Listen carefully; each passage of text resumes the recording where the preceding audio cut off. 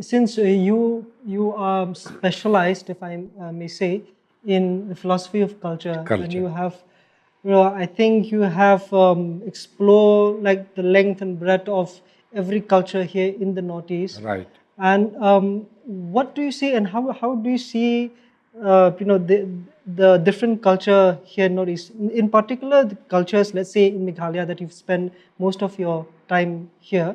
So, how different is our hilly culture, so to say, uh, maybe Meghalaya and the other states also, and how important it is for us to actually conserve a culture, conserve a tradition, and whatever that we have as a culture, that it is important, because as modernity kicks in, as so many concepts and things that this modern version of thinking, so to say, have bombarded us with so many things when it comes to music, from to food, fashion, and all that.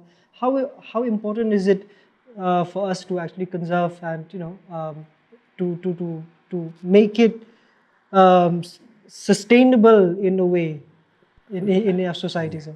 No, just to say it in one sentence, culture is preservation of our identity. And if we completely abandon our culture, we are no more belonging to this. Okay? Therefore, preserving our culture is important. And at the same time, you see, uh, preserving in its original might not be necessary because there are things which in traditional time, said in 19th century, it was very relevant.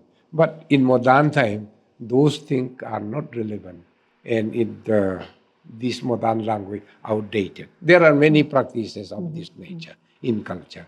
So when I say preserving about our culture, I am not saying that you preserve in toto, but there should be room for modification about culture. I'll tell you one example.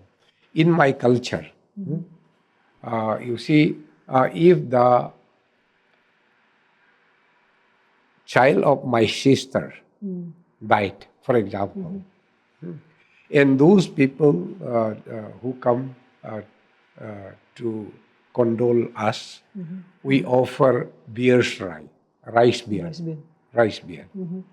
So, rice beer. So, now after becoming Christian, distributing about rice beer will not be appropriate in Christian life. Okay. So, we are retaining about the concept. We call it puju. Ju means beer, liquor. We call it puju. We still retain the concept puju, but instead of rice beer, we serve tea. Okay. In that way, what I said is, you see, our cultural practices, the concept, the notion, many of them are to be retained. But modification rooms should be provided. Okay, that is just one example. Similarly, so many which are not today, if they were practiced in its original form, might not be applicable because society is also undergoing changes. Right. So this kind of happening in culture is happen to everyone, be it Jaintia, be it Garo, be it Kasi, be it any other community. Yes. So this is what. But then you are not completely to abandon your culture. Okay, you are to be, because that is what you are. So that you are to retain. The So- crux of the issue. So how can someone, or maybe how can academicians contribute to conservation of culture, sir? Yeah, academician really can contribute in many ways because you see, first you have to understand about the concept meaning of the practices and its relevance in the society. So many of the things that we are doing, we don't know. We are saying, oh, other also are doing. But the duty of academician is to make them understand why these practices are there. and whether these practices are still relevant, valid for today or not. So to make awareness, this is the duty of academician. Once people are aware what they are doing is still relevant, they will do. And once they understand it is no more relevant, they will abandon. You don't have to tell them to leave it. Okay? Or, if not abandon, at least some modification, as I said, that is needed. So that is what the major role that academician can contribute to make them understand what are they doing.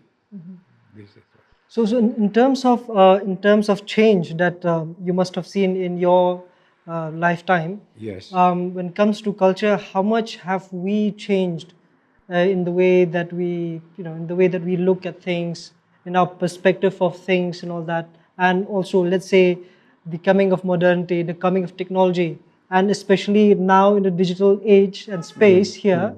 I mean, how much has the culture or the local culture here has been impacted by such concepts, or some, I mean, so to say, alien concepts that comes from outside? Yeah, because you see, uh, you cannot run away from changes because the world is changing. And you see now scientific development is also very fast. Okay.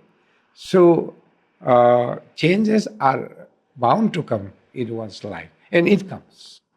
But then the best thing is that before we accept changes, we are to understand if we are to make changes, what will be the consequences. Therefore, in philosophical terms, they say engineering about the would-be consequences, calculating about the would-be consequences. So if we try to understand the root of this thing and what could be the possible consequences of this thing, then after understanding this, and if we accept changes, then we will not throw our system for just for a change.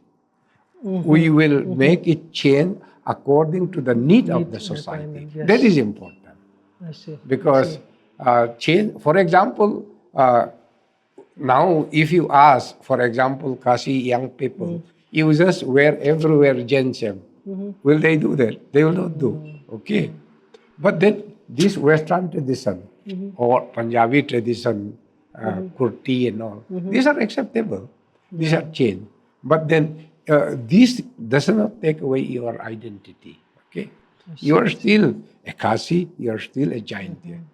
But then with retaining about your identity, your culture, these are to be incorporated, not to sweep away your culture. This is important. That is what education can contribute. Right. You are not doing blindly.